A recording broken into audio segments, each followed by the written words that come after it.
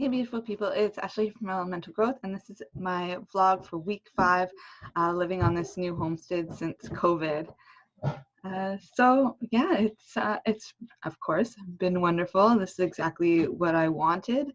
I love when the universe really conspires in my favor to make these kind of things happen. I don't always know the how, but I do know what I want, and I do take action steps every single day to make sure I'm headed in that direction, keeping it fresh in my mind so I'm more aligned, have a lot more drive and momentum behind me. It's something that's definitely been working miracles in my life.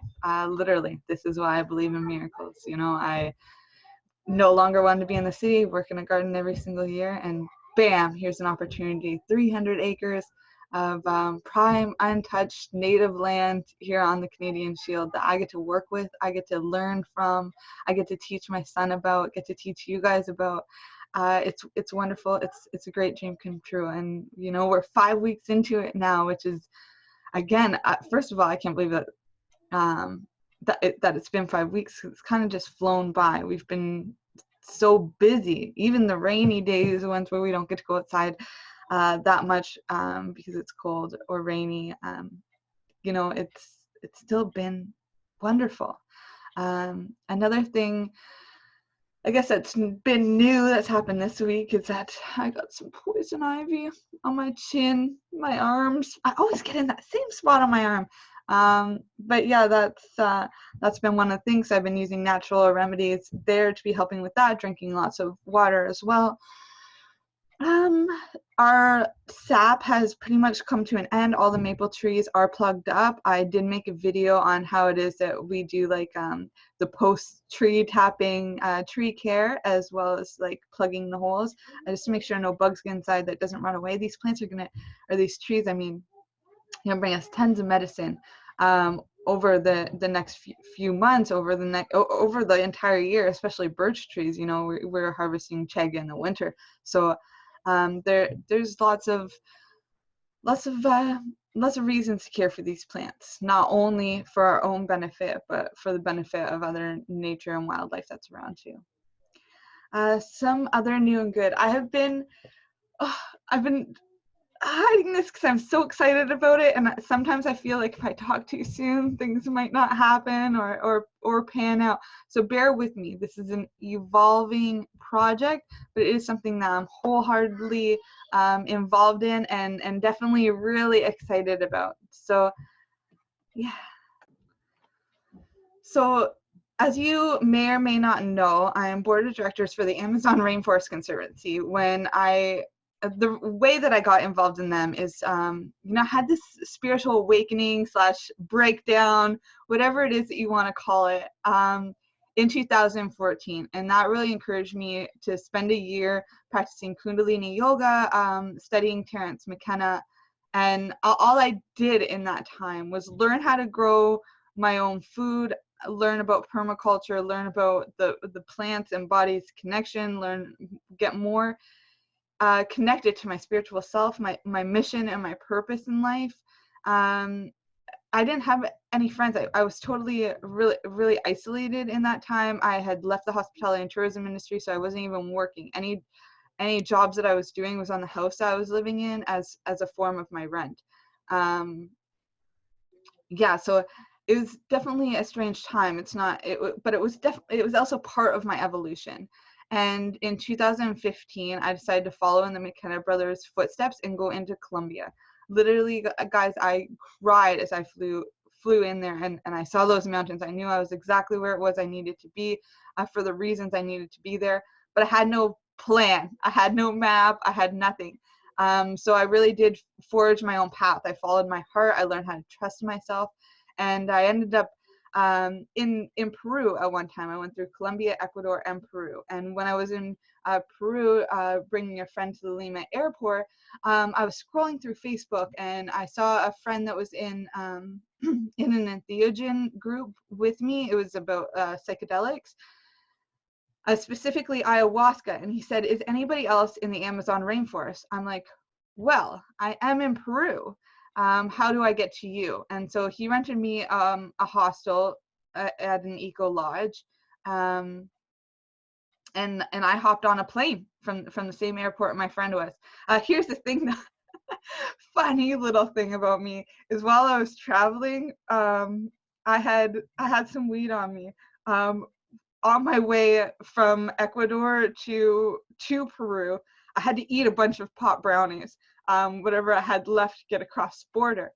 And then I still had some, I had some pot on me for some reason while I was in Peru at the airport, but I wasn't planning on getting on any flights at first, so it didn't bother me. I didn't do anything. But when I booked that flight while waiting for my friend's flight, I remembered that I still had this on me, and so I ordered a tea with the bag out, and I put all my weed in it, and drank this really strong, potent tea.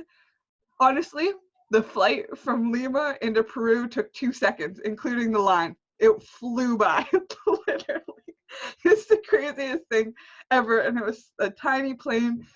There's a lot of synchronicities that happened in that time too. Like they literally put me on the plane on a seat with, or on a row that had no other people. So I got to sit there, sprawl my feet out. I was reading a magazine. I was like, the time of my life, high as fuck. So yeah, that's my story. But you know, when I was there, you know, I get off of this little plane. We landed in a field. There was no airport or anything like that. We're in Puerto Monaldo, and I see a guy with a tuk-tuk, and so that's like a taxi driver and a little motorcycle, and I'm like, okay, this is where I have to go. And I show him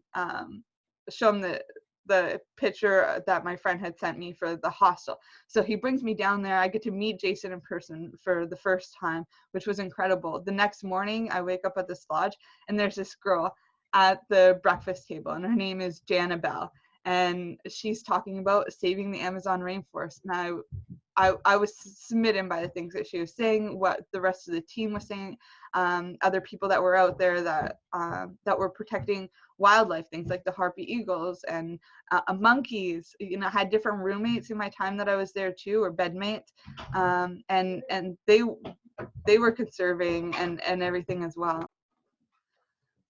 Once I got officially introduced to Jana, we ended up planning like a walk around. She wanted to show me some things around the water, so we planned that.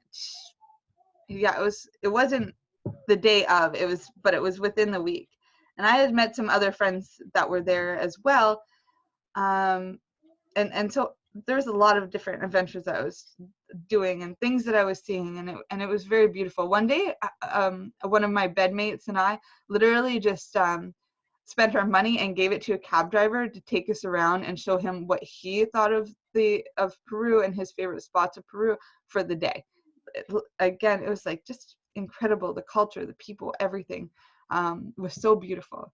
And when I had the chance to go and spend this time alone with Jana, learn about what she was doing, learn about her, what it is that she cared about in her heart, and I just held space emotionally for all of it. I fell in love with her heart in that moment, and I fell in love with the projects and with the Amazon Rainforest Conservancy as a whole. And since 2015, I've been working with the Amazon Rainforest Conservancy. In fact, I am on the board of directors now, and currently leading a project for children's education. And it's going to be beautiful. There's we're trying to turn this into an app. We've been developing it over the last few meetings, organizing what we wanted for the project, where our visions were. I ended up bringing on a couple new team members to help with the brainstorming parts of it, to help with the development, people who have already worked with kids, for trying to attach them, bring them back to nature, align people back to nature, right? That's my personal mission in life. But I was lucky enough to find other people who wanted to do this too, and that understood that it starts with our kids, that we actually have to show our kids how to love nature again before we ask them to save it. And the best way to do that is to get them out in that. And so we're creating this educational online program for them that's also very interactive.